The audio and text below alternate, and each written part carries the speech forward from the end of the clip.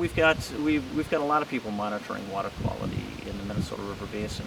Simplistically, we've got I guess the lowest level of monitoring. We've got citizen stream monitoring, which is measuring stage and looking at transparency in transparency tubes.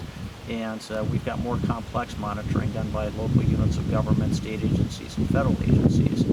There are various organizations measuring water quality throughout the Minnesota River Basin. Minnesota Department of Agriculture has some monitoring sites. They measure at a smaller scale. They've got several sites that measure water quality coming off of agricultural fields. We've got local organizations that the Minnesota Pollution Control Agency funds to do monitoring on local rivers. The Minnesota Pollution Control Agency does some monitoring. The Department of Natural Resources does some monitoring.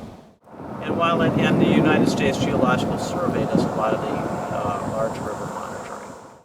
If somebody like United States Geological Survey, they may be monitoring flow, but we may supplement that with water quality samples so we can compute pollutant loads. And while this sounds like it's a large effort of many individuals monitoring, well-coordinated effort. We really try to minimize duplication of efforts. We don't have several monitoring sites set up on the same bridge. If monitoring exists, we do not duplicate that effort. We'll supplement, we'll add to. Several years back, we standardized our monitoring methodology, so regardless of who's monitoring, it's all done the same way.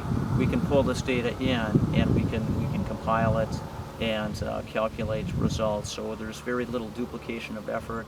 We pull all the pieces in and create reports that are basin-wide reports or watershed-wide reports, utilizing all these various components.